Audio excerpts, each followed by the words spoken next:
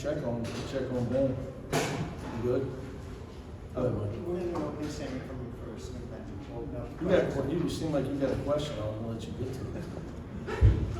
Then I don't have. If you got a good question, I don't have to think of a statement. Well, it was a bit of a rough stretch defensively in the second half, but you guys seem to pull it out, and it just seems like this team is not just learning how to finish, but they know when to finish. Yeah, well, we made it interesting. Now, look, Colorado's got a really good ball club. We're worried about you, Ben. Said the APB out for you. I got all the respect in the world for Ted Boyle as a coach.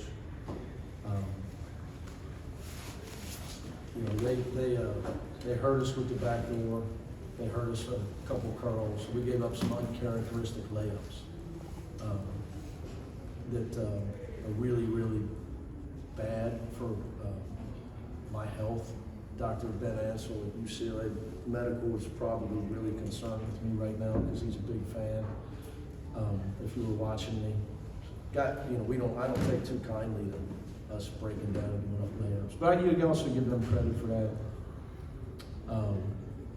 Look, at the end of the day, we were able to get Bass got us a few buckets. We ran out of bounds. Ran an ATO play for Lazar. He had a big three on an off night for him, obviously. But look, we got 8 more shots than them. We're +9 in the turnover margin and +4 in the offensive rebound margin. They had 0 fast break points. They're a top 30 team in the country in fast break points. So I still think we got to get better on offense, so we can get away from people. It was tough. I wanted to play a die more, but every time I did, I put him in. Then they took out Griffin and they went small, so there's nobody for him to guard. So I think them fatigued and Dye's playing well. I tried to get him, but it's tough. They want that small lineup. But obviously, great win from us. We forced 14 turnovers. We forced 9 in the first half. That was big. What would you like to see better in offense? More points. More points. Now, my old boss years ago, he would just stare at you and he just said, more points, Coach Huggins. But I think we don't have enough assists. They did some good stuff though. That's a good job. When they do what I call emergency switch. So when we were going to hurt them with the pick and roll, they switched it. When we weren't going to hurt them, they were able to get through it. They didn't switch, and that's what really good defensive teams do. So I thought they had some really good late switches, and then we couldn't get them the ball in the second half. And that's on me. I got to get him more touches. I mean, he had a great drive, around Big Eddie and it rolled off on him. But he's just got to get more touches, in my opinion. We're better the more he touches, the more he gets the ball. In the possession, I believe you guys are up 3. Colorado has the ball. I think you guys ran off the 3-point shooter off the line. Can you just take us through that sequence? Well, 17 on the clock, too early to foul. In that scenario, we try to, if it gets under 10 and they get a rebound, don't let them dribble it out and foul before they get it outside the line. And you can't do it at 17. So we did tell our guys, just don't give them a quick 2, because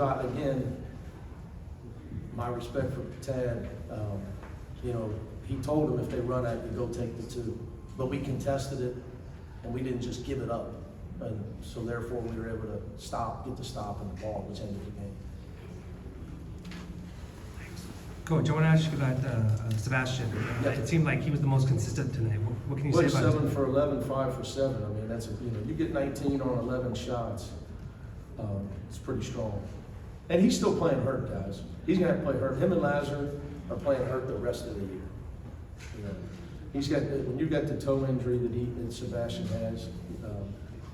He has good days and bad with it. And as soon as it feels good, somebody steps on it, or you jump stop, or something happens. And Lazar's got I thought Lazar didn't practice hardly at all this week because of his foot.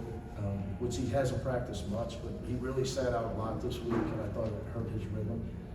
But Sebastian was tremendous on the offensive end tonight. Coach John W. Davis, Southern California Group, congratulations on the win. Talk to me a little bit more about this defense down the stretch. I mean, you were up, I think it was like 7. I think you were up 63-56, Yeah. and then Gave up a couple layups, but then we tightened it. at the end of the day, I mean, Yeah, at the end of the day, we got the job done. Look, obviously this team's grown up a lot. You know, we've got kids gonna be a top 5 pick on the other team. DeSilva's a 4-year starter. KJ's a 3-year starter. Lampkin, I remember watching him against Arizona a long time in the NCAA tournament against Coloca. So they're a veteran group. They got a good team. So it's a great win. I thought we had too many defensive breakdowns. 3 backdoor layups in the second half, and Burke didn't help on a curl off the high post. So teams don't miss layups. So those were all bad. But late in the game, we got the job done on the defense. and what can you take from that late stretch? I mean, even Mac and Lazar sticking with it, getting some points in at the end of the game. I kept telling the guys, John, I told them at 11 minutes, like, this team's a good team. We had our chance to get away and maybe get up 15 or more, and it didn't happen. And it was at that point I knew this is going to go to the end. I told the guys, like, we got to play offense. We can't start just looking for the game to end. So you guys got to look to get each other shots. You got to stay on the attack, on the offensive end.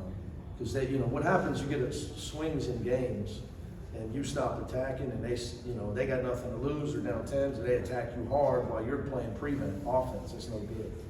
So I thought we got stuck in that for a little while, and Bass got us out of it. To your point, and then we executed a timeout play for Lazar. He obviously made a big shot for us, huge shot. Yeah, and how do you want this game to translate to Utah on Sunday? I would love it to translate, but it won't.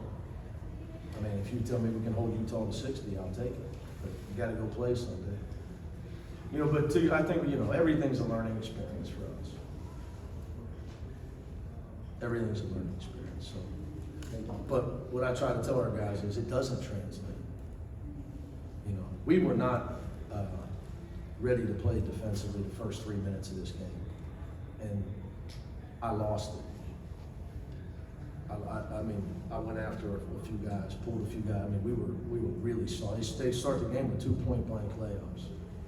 So it's a concern. Look, it's a long year, and the goal is to get your team ready on game night.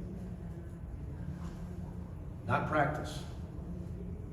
Not practice. Is that pretty good? Not the game. Not a game. But seriously, you got to get them ready on game. This late in the year, it is more like the pros, because they're worn down. You got to make. And I just thought we came out with flat, a lot flat actually, and I lost it. But I give the kids credit; they responded. Utah, 40. You don't lose by 46 very often. Was that a turning point? Was there something about that because you No, I played think so you much got. better? I think the media, we don't never talk about it. Team makes every shot. Happens once every 2 years, 3 years against you. South Carolina's 21-3. They got beat 40 last night. Lamont Paris, a great coach, doing a great job. It's one game. You just move on, get better. I think the biggest fallacy, and I don't mean this to demean anybody or make anybody irrelevant. It's like we just don't pay attention. It's not personal. We don't pay attention. We just get back to work. So, I think getting our confidence slowly, incrementally. I don't think there was one thing to answer your question. We really needed that win against Washington. These guys needed to see the ball go in the basket, build their confidence. Huge win at Arizona State. Huge. They were undefeated at the time, tied for first in the league, undefeated at home. Huge win. And even though we didn't beat Arizona, the way we played, so our guys' confidence incrementally has been building for the players. So Tonight, only 7,000 here for a team that's, basically been unbeaten in a month. How much would you like to see a bigger crowd? I'd love to Sunday? see every crowd sold out, but here's the difference between me and people, somebody, I appreciate the people that come. And I focus on them. I think the problem in the world is the squeaky wheel gets the oil way too much. So I'm thankful for everybody that's here. I love them, I appreciate it, and I hope I see them on Sunday. All right, Thank you.